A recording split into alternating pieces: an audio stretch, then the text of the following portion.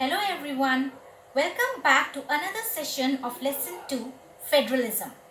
Today we will study about how federalism is practiced. For this, we will look at the linguistic states, language policy, and the center-state relation. Constitutional provisions are necessary for the success of federalism, but these are not sufficient. The real success of federalism in India can be attributed to the nature of democratic politics in our country. To follow the true spirit of federalism, respect for diversity and desire for living together should become a shared ideal in our country. Now we will look at linguistic states. The creation of linguistic states was the first and a major test for democratic politics in our country. After independence in 1947, the boundaries of several old states were changed in order to create new states.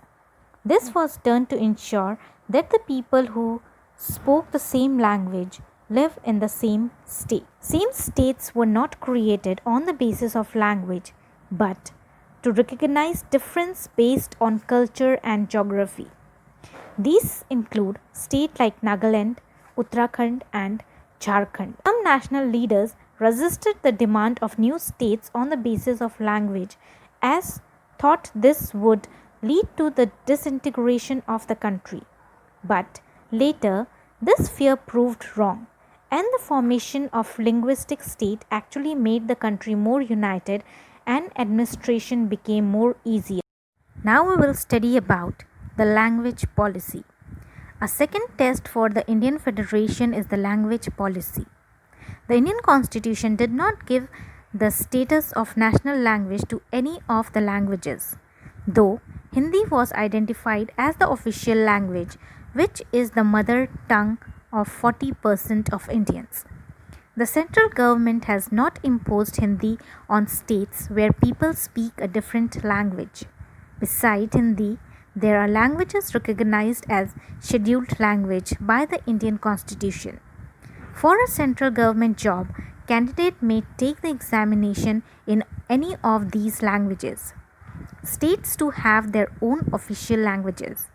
The maximum work of the government take place in the official language of that concerned state.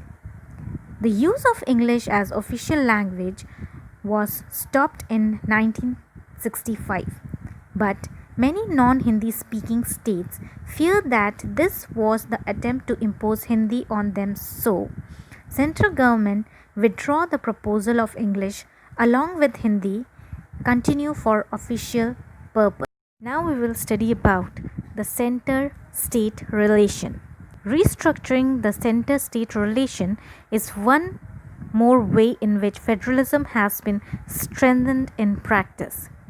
Though Indian Constitution has demarcated the power of the union and the state governments, still the union government can have influence over the state in many ways. In the past, central government many times misused the constitution to dismiss the state governments that were ruled by rival parties.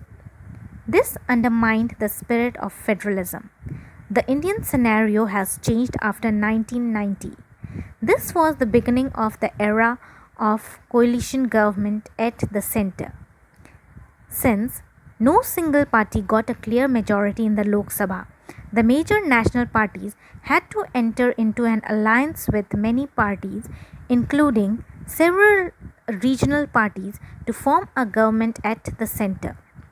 It led to a new culture of power sharing and respect for the autonomy of state governments. The Supreme Court made it difficult for the central government to dismiss state governments in an arbitrary manner. Students, I hope you all have understood this much.